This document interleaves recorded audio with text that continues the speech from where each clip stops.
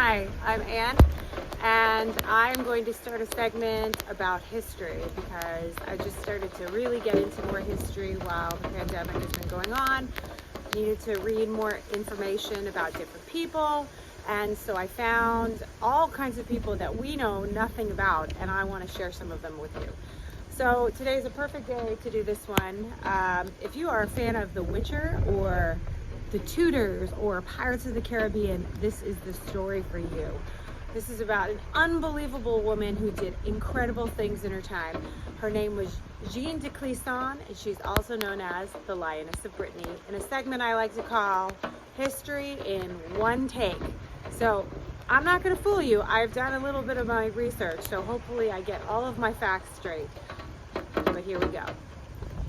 Jeanne was born in 1300. Her name was Jeanne de Belleville. She was born in Brittany in a small town called Montaigu. She was married in 1312, which I know is like a super cringy age, 12 years old, to Geoffrey de Chateaubriand, who was 19 years old. Now they had 2 children together, and Geoffrey unfortunately passed away in 1326. Now let me remind you, in the 1300s, it was not a great time to live. The average lifespan of a person in the 1300s was 45 years old. You could die of dysentery, the mumps, the flu, the plague, and there was a famine at the time. So not a great time to live. So Geoffrey dies in 1326, and Jeanne has 2 young children. Also not a great time to be a single married mother of 2 young children. So she does something desperate, and she marries Guy de Penthièvre, who was the son of the Duke of Brittany. Now this was a pretty controversial thing because although Geoffrey had lands that Jeanne had inherited, the Duke did not want his son marrying a woman who could possibly take lands from his family, the de Blois family, B-L-O-I-S. So the de Blois family was infuriated, and they went to their bishops, and eventually the bishops went to the Pope John the 22nd, I hope I'm getting that right, and he annulled their marriage in 1330. Which was actually fine. It was a huge scandal, but for Jeanne, it was fine because she got married to Olivier de Clisson IV in 1330. And unfortunately for Guy de Penthièvre, who had married who the de Blois family wanted to, he passed away in 1331. So it all worked out for her. So she marries Olivier, and at this time, the 100 Years' War was going on. It was the war between France and England. And it was also called the War of Succession. And the Clisson family, at least Olivier's side, was a fan of the French. So he sided with King Philippe VI and the de Blois family. Now that's 2 times the de Blois family has been mentioned. Remember that name. So he is fighting for the French against the English, and his other family, his brother, so her brother-in-law, was a fan of Jeanne de Montfort, who was for the English. So Olivier and Jeanne are together, and they have by all accounts, like a really happy marriage. They have 5 kids together, and even before they were married, Olivier married her knowing that she had a child out of wedlock, which was like a huge no-no. Like, so many things were happening, and he still married her, which means I think they loved each other. So in 1342, while Olivier was fighting for the French in Vannes, the English, after 4 attempts, finally capture the castle. And Olivier is in there with Hervé de Lyon, the 7th. Now, here's where things get dicey. Remember, it's 1342. Jeanne is 42 years old right now. Average lifespan is 45. So he's captured, Hervé is captured. The English want, I think it's Jeanne de Rochefort, to come back. So they want an exchange and a ransom, but only for Olivier. Now the problem here was that the ransom was actually quite a low number. So the de Blois family and King Philippe VI decided that because it was a low sum of money, that Olivier was obviously working with the English and he was a traitor. So they exchange everything, Olivier comes back, and then in January of 1343, they invite Olivier and 15 other commanders to a tournament. in France, where they're like all going to get together and everything's happy and they're celebrating peace that between the French and the English, and isn't this awesome? So he goes, and unfortunately it's not a tournament, it was actually a trial. And they try him, and they try these 15 other royals, and they find them guilty of treason, and they behead them in August.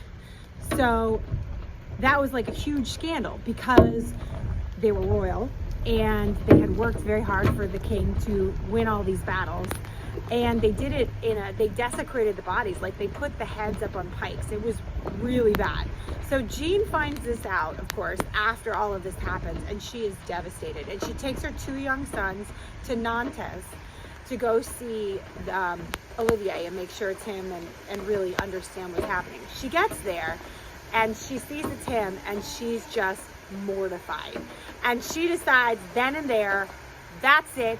You murdered my husband in the most cowardly way. They had been together for 13 years at the time, and she has all these children with him, and she's through. She vows revenge on King Philippe VI and the Dubois family. This is where things get awesome and interesting. So she sells all their land, and they have quite a bit of land, all their land, their castles, their houses, their livestock, and she hires an army. She hires an army, and she fights and defeats 2 castles and a garrison that ironically Olivier was in charge of at one point in time. Well, things get quite dangerous for her, and as they're getting dangerous, she decides that she needs to not be on land. And here's the cool part. England, the King of England, sees all the stuff that she's doing, even though she's in Brittany, France, and he starts sending her money, and they purchase 3 ships. They purchase 3 ships, they dye them, they paint them black, they dye the sails red, and on the sails they put "My Revenge," and they call it the Black Fleet, and she becomes a pirate. All of these guys that she's hired come with her, and they start going up and down the English Channel and the French coast, and just decimating every French ship there is. Now, this is what she does. They defeat the ships, and they kill everyone on board except for 2 or 3 people, and she sends them back to France, and she's like, you tell King Philippe that we are coming for him, and that the Lioness of Brittany has struck again, because that's what they were calling her at that point in time. So this is in 1343 she starts doing this, so she's 43 years old. So 1346 she takes her ships and she gets a bunch of supplies, and she brings them over to England, because now they're fighting again. Everybody's fighting again, and her flagship that she is on gets destroyed. And mind you, this whole time she's brought her children on board, like she's still being a mom and a pirate, which is kind of awesome. So she brings her children on board. The ship gets destroyed. I think it's only her sons that are on there at this point in time. And she and her 2 sons, Guillaume and Olivier, are adrift for 5 days. 5 days they're adrift, okay? Now, unfortunately, Guillaume takes to the elements and he passes away. But she gets to England, and they revive her, they make her feel better, they treat all her injuries, and they treat Olivier's injuries, and she keeps going. So Jeanne is a pirate for 13 years, which is almost unheard of. Like, pirates didn't live that long, and also 1300s, right? Everybody's dying. So many bad things, bubonic plague, like just not good. So she keeps going until one day, so the English war, or the War for Succession, starts petering out, and she keeps going regardless. And then she decides that maybe I don't want to be a pirate anymore. She hasn't gotten King Philippe VI, unfortunately, and Charles de Blois still escapes, but she has been working for England for all of these years. And she decides to give it up and get married again. And she marries Sir Walter Bentley, who was an English commander and had won some amazing battles. And they end up going back to shore, living the life they have, being happy for the next 3 years. She's 59 years old when she passes away, which is, again, just amazing. So there she is. Jeanne de Montfort, or Jeanne de Clisson, sorry. Jeanne de Clisson, the Lioness of Brittany in the 1300s, a total awesome woman and a true fighter for what she believed in. There you are. Peace out.